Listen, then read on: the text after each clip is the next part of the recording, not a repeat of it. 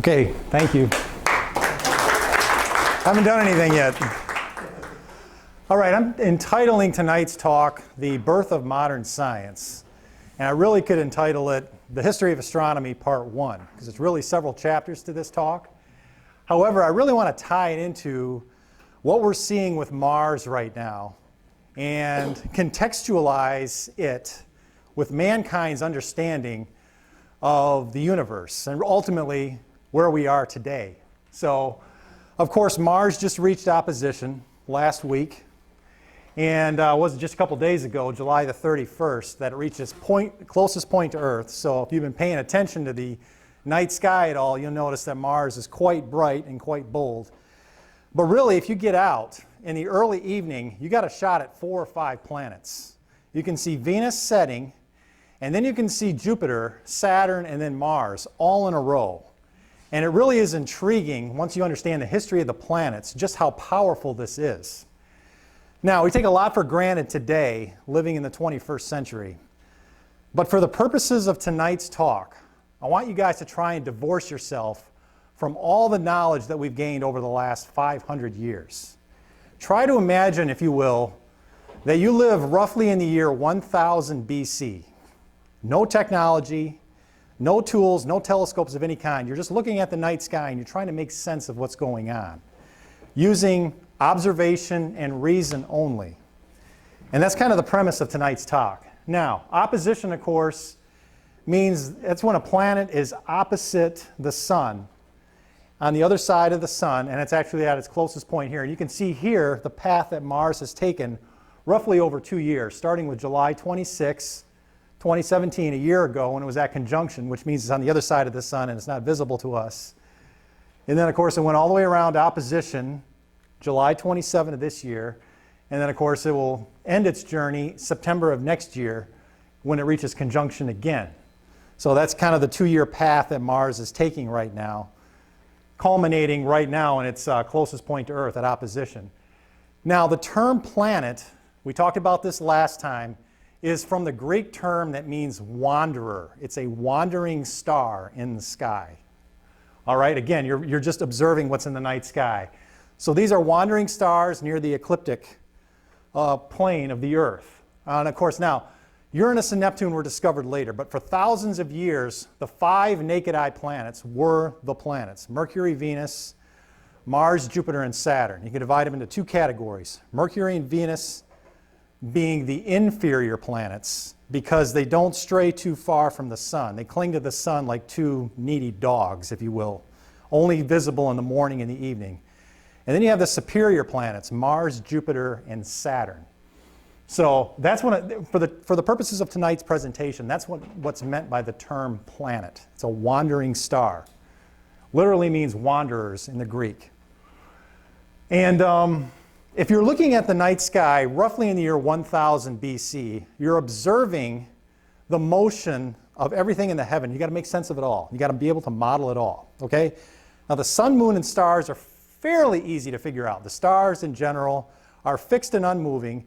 They rise in the east, they set in the west. That's the daily motion of the stars. The sun, same kind of thing. What we observe daily with the sun is that it rises in the east and that it sets in the west. Now, there's a few more things going on with the sun, all right? There's a slow eastward drift, if you will, along the path of the ecliptic throughout the course of the year. So that motion needs to be explained. Also, the seasons are not of equal length.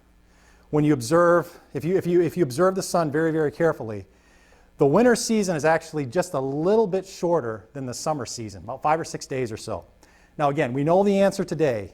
It's because the Earth orbits the sun in an elliptical pattern and that gravity tugs on the Earth with a little bit less force during apogee in the summer months. But if you're an ancient Greek, Roman, or philosopher looking at the night sky, the common sense notion is that the Earth is fixed and unmoving and the heavens are turning about. So you've got to be able to explain, when you're modeling the night sky, why the winter season is a little bit shorter than the summer season. So it's the first example of a compound motion. Same kind of deal with the moon. It goes through phases. When you look at the moon's position relative to the background stars, It roughly returns to the same position once every 29 and a half days. And then it also has a slow eastward drift along the plane of its orbit, which is inclined at a 5-degree angle relative to the plane of the ecliptic. So that motion also needs to be explained. But where it gets really hairy is when you're talking about the planets.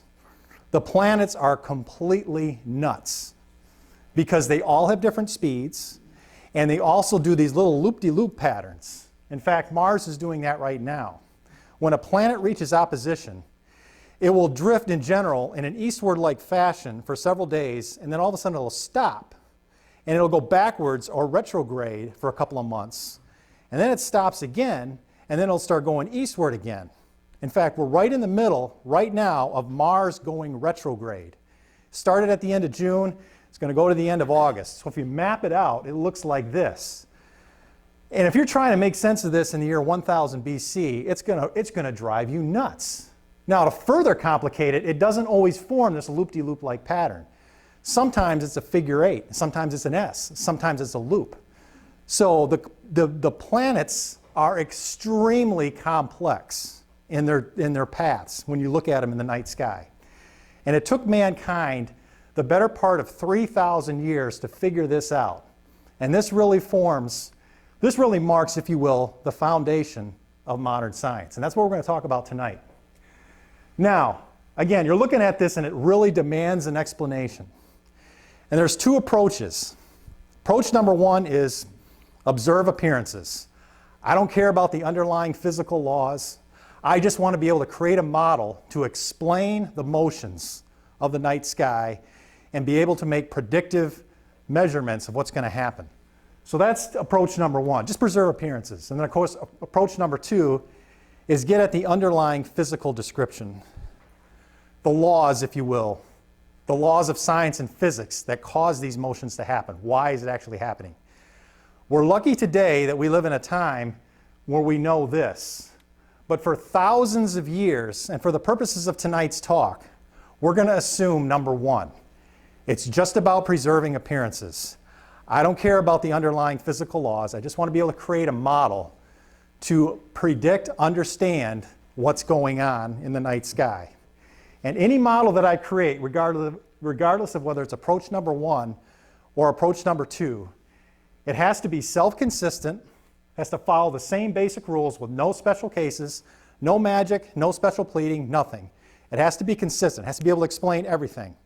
The stars rising and setting, the sun rising and setting, the seasons being of unequal length, a slow eastward drift along the plane of the ecliptic, and then the extremely complex paths that the planets take, the loop-de-loop patterns that they form when a superior planet gets toward opposition, as well as an inferior planet reaching inferior conjunction.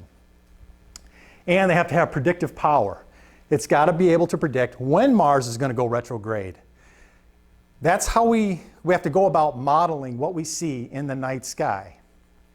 So the key ideas for tonight's talk are, number one, we're going to talk about mankind's roughly 2,500-year quest to understand the complex paths of the planets or the wandering stars, marking the birth of the modern world. And to do that, we're also going to cover the 1,500-year gap between Claudius Ptolemy and Nicholas Copernicus. We kind of gloss over this in the short course. We kind of jump from the 2nd century AD to the 15th century AD, and there's a long history in between that's sort of lost. What happened there? Turns out there were two major interruptions. The fall of the Roman Empire and also the fall of the Baghdad Caliphate in the 13th century, literally leading to the end of all knowledge. The great interruptions of the medieval period and the early Renaissance set us back a long time. And then we're going to talk about the revolutions of Nicholas Copernicus. Now, Copernicus gets more credit a lot of times than he deserves. In a lot of ways, he had one foot in the old world and then another foot in the new world. He was trying to be Aristotelian in his worldview. He was trying to restore uniform circular motion. But in so doing, ironically enough, he set up the downfall of the Aristotelian worldview, unintentionally. But he was no revolutionary himself, even though his ideas were revolutionary. So to set this up, we're going to talk about 2,000 years of history. Again, going back to antiquity, 1,000 years BC, culminating ultimately in a geocentric model of the universe. And again, This is kind of the common sense approach to the universe. We don't sense that the Earth is in motion in any way, shape, or form. We sense that we are fixed, unmoving, still at the center, and that the heavens are turning above us. So we're going to talk about that, the development of the geocentric model, and also the ideas of Aristotle that really stuck for so long, and it took such a long time for humanity to let those ideas go. Now, to begin this quest, Anaximander of Miletus, in roughly the 6th century BC, he was the first to really propose a geocentric model. It's one thing to just say the Earth is at the center of the universe. It's another thing to come up with a systematic approach to a geocentric model of the universe. And Anaximander, to the best of our knowledge, is the first ancient Greek philosopher to do that. And here's the gist of his model. The Earth at the center of the universe, fixed and unmoving. It's a flat disk, and the heavens turn about it. And he was the first to propose that the sun, moon, and stars were actually physical objects. The sun wasn't just a fire in the sky or the stars light from the firmament that are passing through. No, the sun, moon, and stars are physical objects just like the Earth is. And they're made of the same stuff, or basically they have the same properties, if you will, that the Earth does. They're physical objects suspended in space, and they are affixed to rotating crystalline spheres centered around the Earth. So those were the ideas of Anaximander. In fact, he believed that meteors were actually pieces of the sun flying toward Earth. It was a radical idea. It was actually kicked out of the town that he lived in for that idea. And then rumor has it that a rock from space landed not too far from where he is, and people started thinking, oh, we got to get this guy back. We pissed the gods off or something. So that was Anaximander of Miletus's idea. Now, Pythagoras elaborated on it. Of course, we know Pythagoras for the development of the Pythagorean theorem. And what he did was propose that the Earth, first of all, was a sphere, fixed and unmoving at the center of the universe, but also the concept of the harmony of the spheres. All right? The sun, moon, and stars were attached to concentric crystalline spheres, and they rotated about the sphere of the Earth that was fixed and unmoving at the center. But he went a step further, that the spheres were not just any old size, but that they were actually whole number ratios in their sizes, similar to what we see in the world of music, where you have notes and chords that are actually whole number ratios of themselves. So there's kind of a harmony to the heavens, an order, if you will, a purpose. And these crystalline spheres would rotate, and the vibrations of these spheres would create a music, literally a music of the spheres, a harmony of the spheres. So he was the first to not only propose a spherical configuration, but also that there was an order, a purpose, a design, if you will, a mathematical precision to how the universe was laid out. And his ideas were going to be completely influential for many thousands of years. In fact, if you look at the moons of Jupiter, interestingly enough, 1 to 2 resonance, 1 to 4 resonance between some of the major moons of Jupiter, we see foreshadowing of that here in these ideas, the ideas of Pythagoras. Really kind of a brilliant insight for somebody in the 5th century BC. That or good drugs. And good drugs. Now, Eudoxus, he was a student of Plato, and one of the Platonic ideals was that of uniform circular motion. That basically you have a circle is a perfect geometric shape, and that it turns uniformly at a constant speed. So he modeled the universe using uniform circular motion and really a system of 27 spheres to explain all the motions of the heaven. 1 for the fixed stars, 3 each for the sun, moon, for the sun and moon, and then 4 each for each planet to describe every motion that we see in the sky. And without getting into the mathematical details of this, I'll just show you a video that kind of shows you how this is illustrated for the planet Mars. Let me get this to play here a minute.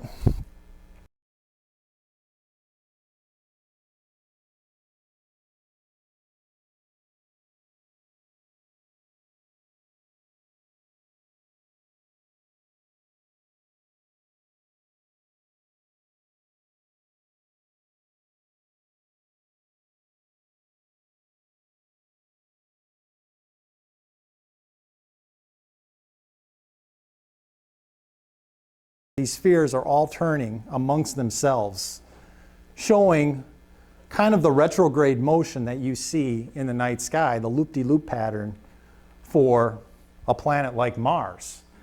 So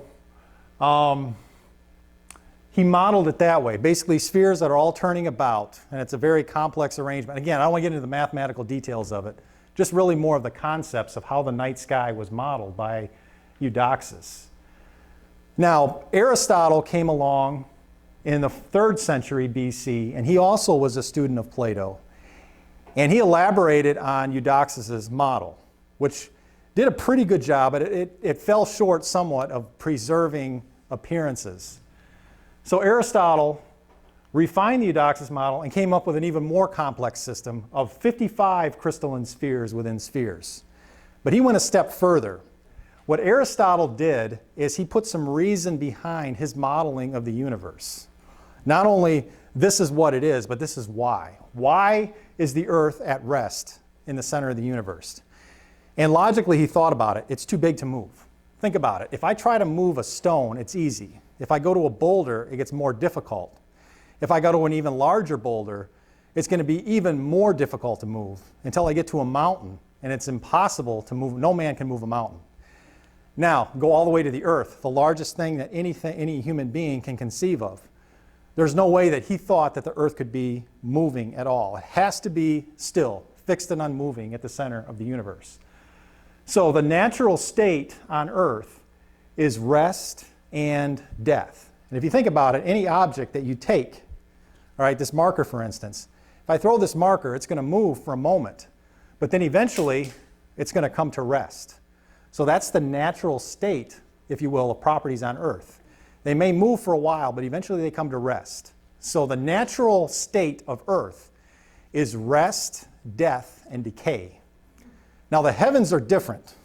They are the realm of perfection and unceasing motion. That's why you see the celestial bodies moving, the stars, the moon, the sun, because the heavens, their natural state is unceasing uniform circular motion. And again, his idea was just to preserve appearances. But again, the planetary motions are part of the perfect celestial realm, and because they are perfect, there's no need to understand their physical causes. In that way, he really linked mathematics and astronomy together. So why are the interior angles of a triangle, why do they sum to 180 degrees?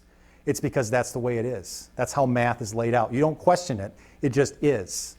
Same thing with astronomy. Why do the heavens move the way they do? Because they are expressions of perfection in and of themselves.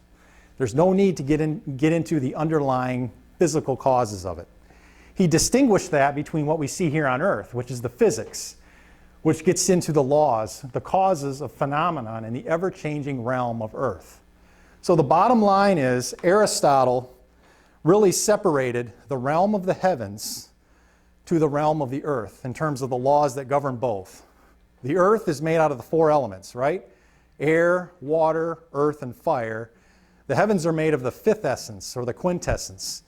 One is never-ceasing uniform circular motion, and that's the heavens. And then on Earth, it's rest, death, and decay. And this was really kind of an unfortunate, even though it was a common sense view of the world, it was really unfortunate because it's 100% wrong. And it would take until Newton and the apple to say the same force that causes the apple to fall from the tree is the same force that causes the moon to fall around the Earth. And that's the force of gravity. But this idea held for the better part of 2,000 years, and it became integrated. He's the most influential philosopher of the classical period, as well as the medieval period and the early Renaissance period, as we'll see. Aristotle. Now, not everybody bought into the geocentric model of the universe. A man named Aristarchus of Samos did some clever geometry and basically measured the distance to the sun. The sun and the moon appear to be the same size in the night sky.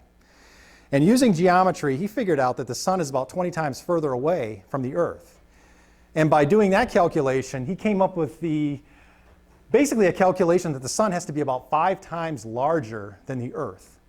Now, it's a gross miscalculation. He got it, the math wasn't, his precision was not there, okay? His math was way off. It's actually about 109 times further away, and the sun is actually Well, it's about 109 times larger than the Earth, and it's about 400 times further away from the Earth than the Sun is. But the idea, he was on the right track.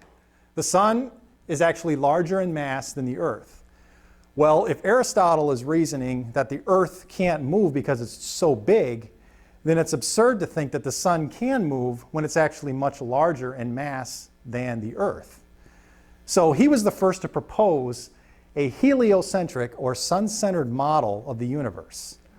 Unfortunately, he was criticized for it. It was largely derided and eventually ignored. So it disappeared. Now, Hipparchus, the greatest astronomer of the classical period, did something else. He actually introduced another concept called the Epicycle to explain what's going on in the heavens, the complex motions of the heavenly bodies. Getting away from this spherical arrangement of Eudoxus and Aristotle, he improved upon it by introducing an epicycle, which literally means in Greek, a circle on a circle. Here's how it works. You move the Earth slightly off center of a larger circle called a deferent, and then you put another circle that the heavenly body ultimately moves across on, whether it's the moon, the sun, a planet, whatever. And as this circle moves counterclockwise, the planet, the heavenly body, goes counterclockwise also, and it creates a little loop-de-loop-like pattern. So I get two motions for the price of one, right?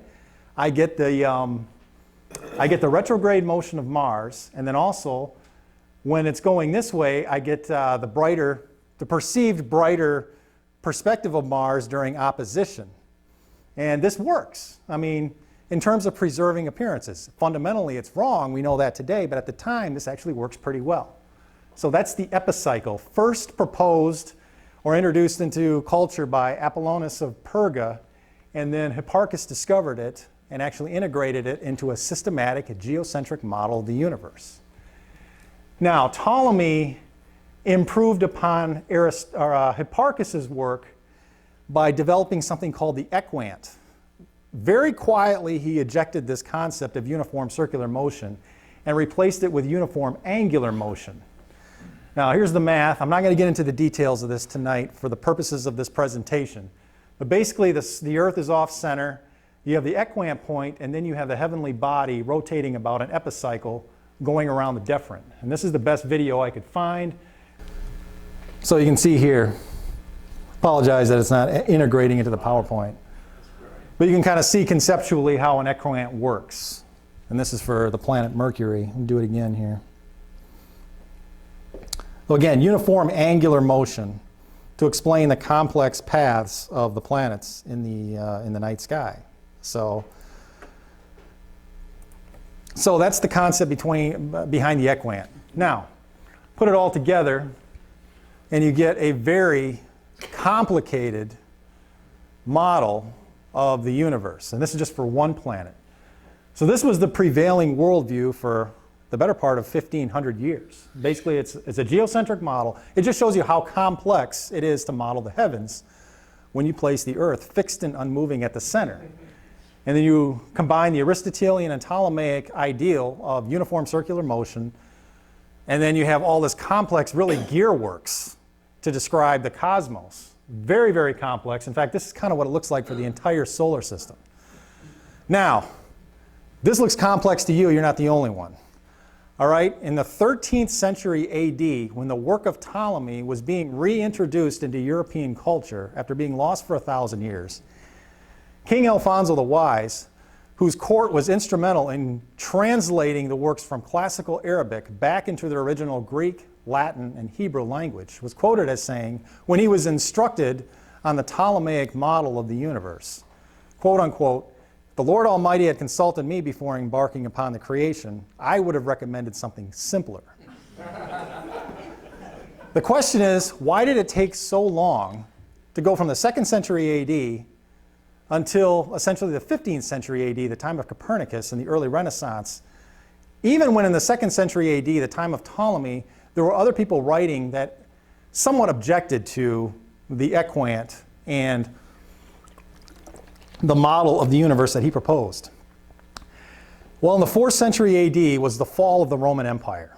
Now, it's difficult for us in the 21st century to really understand the concept of the world ending. Art, literature, poetry, music, mathematics, science, gone. Wiped out completely. To put this in perspective, Carl Sagan, in his famous Cosmos series from several years ago, says this: imagine you're a scholar in the distant future, looking back on our current civilization that has been wiped out by a nuclear war, a biological plague, pick your favorite apocalyptic event. And imagine you stumble across these writings from this guy named William Shakespeare, King John, Coriolanus, Richard II. And you just have some fragments of his intact plays. And then you stumble across writings from some other scholars mentioning other plays that he has written, these brilliant plays called Hamlet or Macbeth or Romeo and Juliet. But you don't have the work itself. It's gone. It's completely lost. All you have is a few fragments mentioning the work. Or imagine you hear about this patent clerk named Albert Einstein who couldn't get a job as a tenured professor. And he published these 4 papers, but you don't have the papers themselves. And you have no mention at all of any of his work on general relativity or rewriting the history of gravity. All you have is a few mentions of who he was in 1905. In 1902, Albert Einstein's father died, having no knowledge of what he became. In 1902, Albert Einstein lamented that his life was so bad it perhaps would have been better if he had never been born. So imagine looking back in history through that skewed lens. Everything I just shared with you about Greek astronomy, that is just from a few fragments that survived over the course of antiquity. So what we see is that facts and knowledge are robust, but the civilizations that cherish that knowledge are very fragile. Civilizations end. But there were a couple outposts. Even though the great libraries in Rome and Alexandria were destroyed, a handful of books survived on an island now known as Ireland. And there also were some works that were preserved in the Middle East, in Syria. In fact, they were translated from classical Greek and Latin into Syriac. And they would be preserved through a very unusual channel. In the 8th century BC was the rise of Islam. And as Islam spread through the Arabian Peninsula and up into Palestine, Syria, the Levant, all those areas, it began to rediscover these works. And they read them, and they became fascinated with them. And they began to extend the knowledge. If you wanted to be at the center of the intellectual world in the 9th century AD, you went to Baghdad. You didn't go to Rome. You didn't go to Athens. You didn't go to Alexandria. That was in an intellectual dark age. In Baghdad, the Baghdad Caliphate founded a place called the House of Wisdom, where scholars from all over the world came, studied, learned, and they began to extend the knowledge, translate these works of Aristotle and Ptolemy, and then improve upon them, extend the knowledge. The terms horizon and zenith, those are Arabic inventions. Algebra. If you don't like algebra, blame the Arabs. They invented it, Al-Khwarizmi. They also did work in advanced trigonometry. The number 0, that's part of our base 10 notation. That didn't exist in Western civilization before the 11th century. That was an Arab innovation.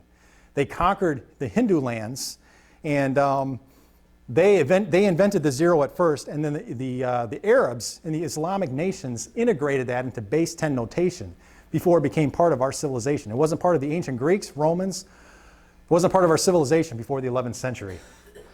So this was the center of the intellectual world for the better part of 500 years. Now, unfortunately, it didn't last. In the 13th century, the Baghdad Caliphate fell with the invasion of the Mongols led by Hulagu Khan, the grandson of Genghis Khan and the great-great-great-great-grandfather of Ricardo Montalban. So, nothing good follows anybody named Khan. I'll spare you the details of how the last caliph died. It's too grotesque, but it was the end of the Islamic Golden Age that lasted for roughly 500 years. In fact, according to local lore, the Tigris River ran black for months from the ink of all the books that was tossed into the Tigris River from the House of Wisdom. It was an interruption just as profound and just as bad as the fall of Rome in the 4th century AD.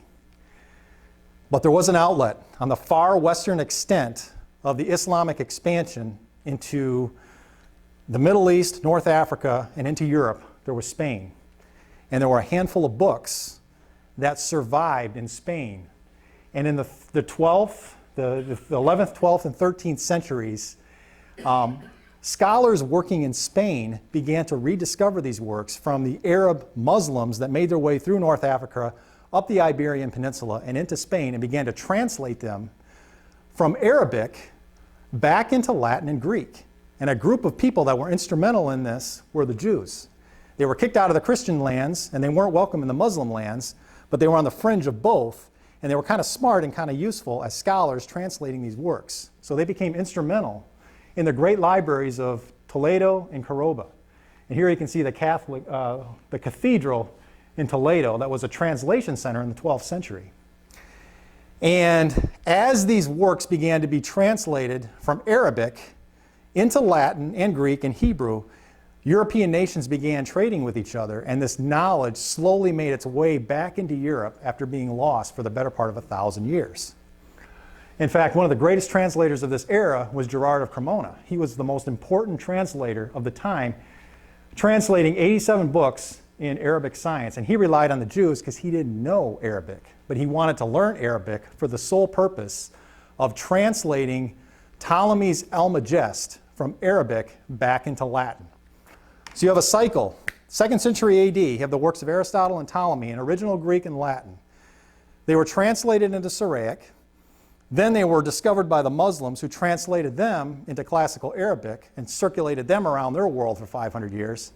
Then the Baghdad Caliphate fell, and these works made their way into Spain, and they were retranslated from classical Arabic back into Latin and Greek. So they made their way, after 1,000 years, back into their original language, and the Europeans began to rediscover their heritage, and it had a profound impact on the European mind, because they rediscovered what was lost for 1,000 years, and the knowledge, the information that Ptolemy and Aristotle had, it just transformed the way they saw the world, and they all but deified him, quite frankly. Here's a work of Aristarchus in the 3rd century that was rediscovered in the 10th century, and here you can see the relative sizes of the sun, earth, and moon, that from a 10th century AD copy that was translated back into original Greek from Arabic. So this is the only surviving work of Aristarchus of Samos on the first proposed heliocentric model of the universe. Now, in addition, Christian scholars in the 13th century began reconciling the belief set of the Christian faith with the teachings of Aristotle and Ptolemy. So it further cemented the ideas of Ptolemy and Aristotle into the European mind and made it even more difficult to get off of them. Ptolemy's Almagest was elevated almost to the level of religious dogma by religious scholars at that time. But the winds of change were blowing. The period of time between the end of the Middle Ages and the beginning of the Renaissance were a period of social and cultural change in Europe. So the breeding ground of new information was starting to happen. One event that occurred in the 12th century was the rise of the great universities, like Cambridge and Oxford. As these works made their way back into Europe, they were studied. They were explored in some of the great universities in Europe, including Padua in Italy, Bologna in Italy, Oxford, Cambridge, all over Europe in the 12th century. Another event that occurred was the invention of the printing press by Johann Gutenberg. In 1439, he became the first European to use movable type. So now you have information exchange. Not just scholars could learn, but information could be spread to anybody, regardless of whether you were a scholar or not. And it really ushered in the era of mass communication, unrestricted circulation of information, and the breeding ground for revolutionary ideas. The other thing that happened in pre-Renaissance Europe is the Reformers. They began to challenge the authority of the Catholic Church, the spiritual and political authority, and they also along with this whole movement came the rise of nationalism. It wasn't just about Latin anymore. Before the Reformers, you could only get a Bible in Latin. But what the Reformers did is they translated the Bible into the vernacular languages of each of these individual nations. German, Portuguese, Spanish, whatever.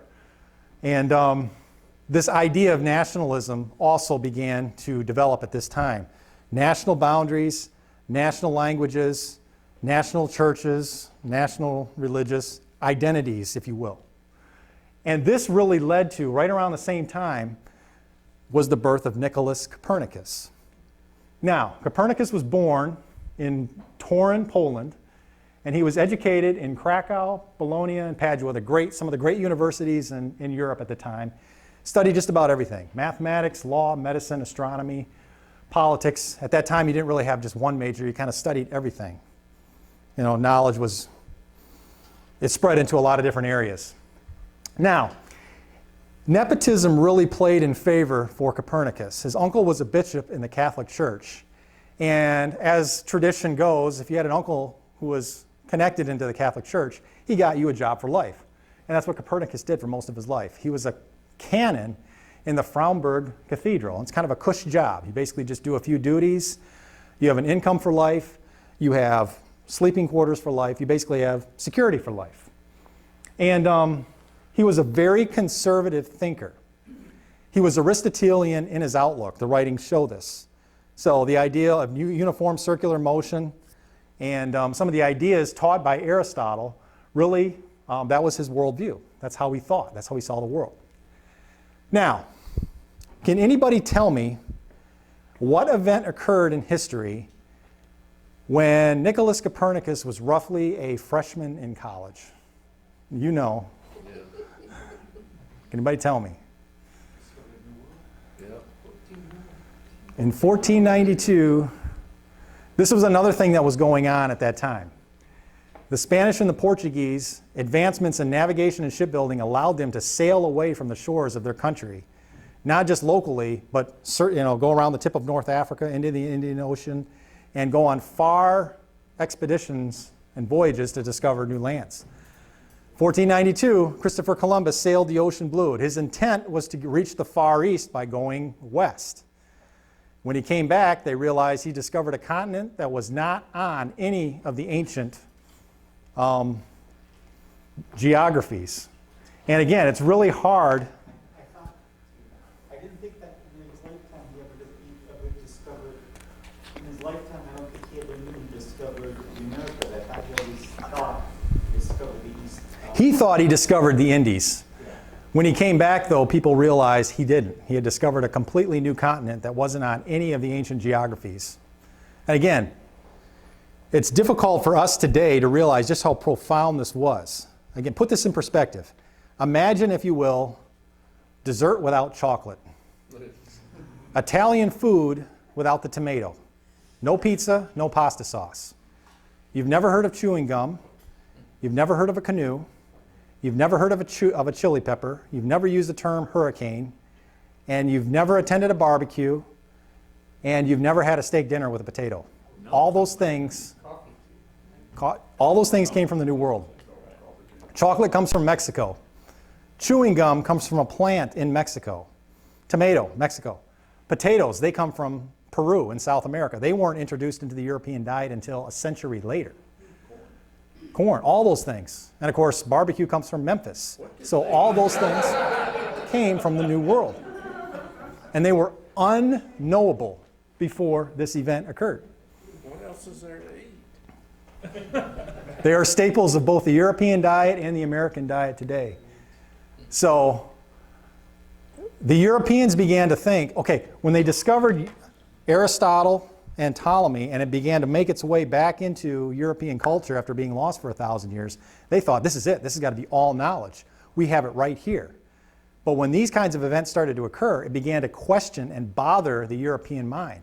Well, if Aristotle and Ptolemy didn't know about these things, then what else didn't they know?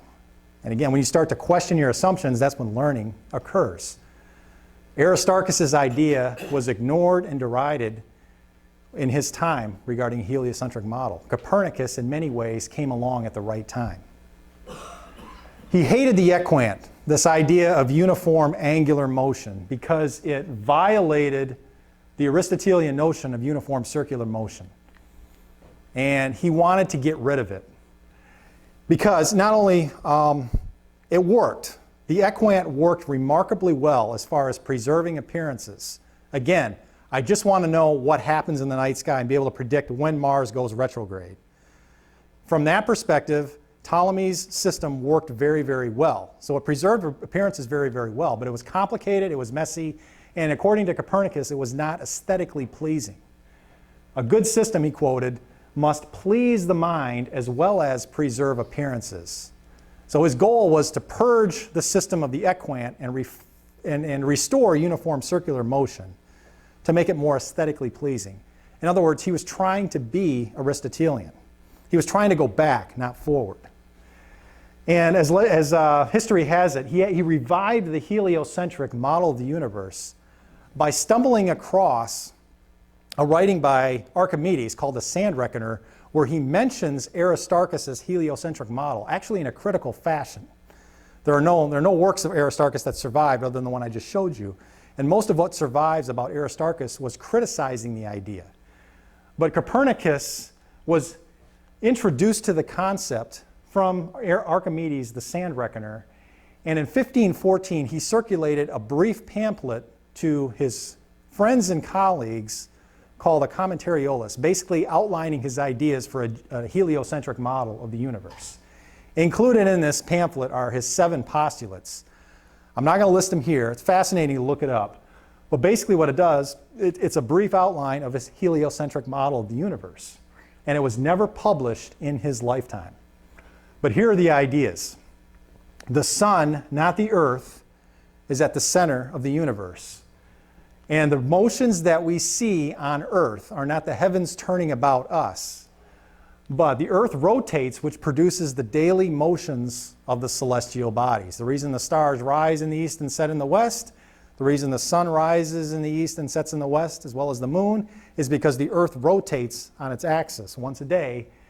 And then the revolutions produce the annual motions. Okay, the slow eastward drift along the plane of the ecliptic for the sun throughout the course of a year is due to the earth revolving around the sun. Now these were radical ideas, but again, Copernicus himself was no revolutionary. That was not his intent. His intent was to be more like Aristotle, to be Aristotelian. In 1543, he published a book called De Revolutionibus Orbem Celestium.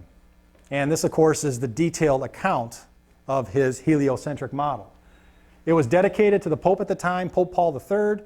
A good way to prevent yourself from being arrested for heresy is to dedicate the work to the Pope of the time. And it was approved fully by church authorities. And it was published, notice the dates here, 1514 Commentariolus, 1543 De Revolutionibus. It was also the date that he died. He was reluctant to publish his ideas because his model was incomplete. Not so much fear of repercussions from the Catholic Church as much as he knew his model was flawed, and he was afraid that it would receive criticism from his friends, family, colleagues. So he waited until his deathbed to publish the full version of his book. Now, here's what's interesting. It was not simple by any stretch of the imagination. Copernicus's model of the universe retains epicycles, these circles on circles. In fact, it's actually more complicated than Claudius Ptolemy's model. Ptolemy's model had 40 epicycles. Copernicus's had 48. In order to get rid of the equant, but to still preserve appearances and account for all the different speeds that we see in the night skies, he had to introduce more circles and became even more complicated. But he accomplished his goal of removing the equant and restoring uniform circular motion. And you can see here some of the mathematics to describe, if you will, the motion of the moon in the night sky. Very complicated. This is also in the Commentariolus, as well as the motions of the outer planets. I'm not going to get into the math of this, but what's the concept here is that he retained epicycles. Uniform circular motion, yes. Epicycles, yes. So we're not quite there as far as getting to the modern world, but it's a step in the right direction. Now, one thing that the Copernican model did do is solve the mystery of retrograde motion. Again, Ptolemy and Aristotle, the Ptolemaic model of the universe, you have the Earth at the center, and you have to have these epicycles to explain the zigzag pattern in the sky that we see when Mars goes retrograde. The Copernican model places the sun at the center, and basically it's Earth closer to the sun than Mars is, catching up with Mars as it orbits the sun, and when it reaches opposition, we see the retrograde motion. It's just a very trivial thing. The path in the sky. So this loop-de-loop thing that literally threw mankind for a loop for the better part of 3,000 years is now trivially explained by the Copernican system. The other thing that the Copernican system did is it allowed us to calculate the size of the solar system. And you do this with simple geometry, all right? Now, again, the inferior planets, Mercury and Venus, we are closer to the sun than the Earth is. And in the configuration of maximum elongation, which is basically when you either have this angle right here for Mercury or Venus, in the case of Venus, you have a 47-degree angle when it's way out here. Venus right now is an evening star. The technical definition is that it's at maximum eastern elongation. So if you do a little simple geometry and you know this angle, and you know this is a right triangle, I can calculate the distance to Venus. So, and it's a little more complicated. Again, this is maximum eastern elongation. If I know where Venus is in the night sky, I know where the sun is, I know what that angle is, I can calculate the distance to Venus. Same kind of deal with the outer planets, just a little bit more complicated for the superior planets, which are Mars, Jupiter, and Saturn. But here's the data, all right? From Copernicus's model, from De Revolutionibus, and then the JPL data from today. You can see just how closely they match. A little bit off for Saturn and Jupiter, but Mars, Earth, and Venus, pretty close. In fact, pretty much right on the money. Here's the thing, Aristarchus, he first proposed a heliocentric model of the universe. His work didn't survive. Did Aristarchus, was he able to calculate the size of the solar system? We won't know. His work was lost. It took 1,700 years to get from Aristarchus to Copernicus, and we'll never know how much Aristarchus actually knew. Now, objections to the Copernican model of the universe. The religious objections, not so much worth mentioning, but the scientific objections were very real at the time. Again, the concept of a moving Earth was just inconceivable in the mind of people at that time. Copernicus himself was bothered by this. All right, for a rotating Earth to go around once a day, it has to be moving at 1,280 kilometers per hour. And at that speed is crazy. Revolution, in order for it to make one complete revolution around the Earth in a year, it's got to be moving at 107,000 kilometers an hour. That's 30 seconds. The Earth moves 30 kilometers for every second that I'm making this speech. I think the wind would be pretty swift. Yeah. Well, in a time when the fastest thing was a human being throwing a javelin or a sailing ship, those speeds were inconceivable in the mind of people. And that was one of the biggest objections to the Copernican model, including by Copernicus himself. We should just fall off. Yeah, we should just fall off, right? Another objection is there's no visual evidence of a moving Earth. The stars we should see parallax for the stars, right? Hold your thumb up, hold your finger up behind you, blink your eyes back and forth. Your thumb, which is closer to your eyes, is going to appear to move while your finger doesn't move very much. That's the concept of stellar parallax. If the Earth is here in June and it's here in December as it goes around the Earth, then why don't we see the stars shift? Parallax. And of course, Copernicus argued that it's because the stars are so far away that you don't see that parallax. He, of course, was correct, but it wasn't proven to be true until the 19th century. The other thing is, if the Earth is moving, why don't we see the stars brighter at opposition like we do Mars? Mars is bright now because it's at opposition. Why aren't the stars brighter when the Earth goes around the sun? And of course, we know the answer today to that too. They are brighter, but they're so much further away that the difference in that brightness is just all but immeasurable. There are 360 degrees in a circle. Take one of those degrees and divide it into 60 minutes of arc, and take one of those minutes of arc and divide it into 60 seconds of arc, and you have 1 second of arc. The closest star to Earth, Alpha Centauri, has less than 1 second of arc, or 1 parallax second of arc. So the stars are so far away, we don't sense that motion. But again, in the 15th century, these ideas were just purely speculation, and the argument could easily be stated that the motions of the heavenly bodies could be easily explained by a geocentric model of the Earth. So there were a lot of objections and a lot of pushback to the Copernican model of the universe. But really the gist of tonight's presentation is the power of ideas. He published his work on his deathbed. It got out there. And you could argue that it was perhaps only an incremental improvement from the Ptolemaic model of the universe. However, because of the timing, all the events that led up to the birth of Copernicus, including these new ideas that were coming into the New World, unlike the time of Aristarchus, the idea held. So even though Copernicus himself was no revolutionary, his intent was to restore the Aristotelian model of the universe. Unintentionally, he set up the ultimate downfall of the Aristotelian view of the universe. Now, it would take another century before these ideas would take hold, and there would be a lot of pushback along the way. But there were some men surfacing in Europe that came right after Copernicus who were staunch Copernicans from the time they were born. One of those men was Johannes Kepler, and the other man was Galileo Galilei. And again, about a century later, they would prove beyond the shadow of a doubt that Copernicus was right. So even though we're not quite there yet with tonight's presentation, in many ways Copernicus stands on the doorway, at the doorway between the old and the new. But his ideas and his model really marked the true birth of modern science. And that's the talk.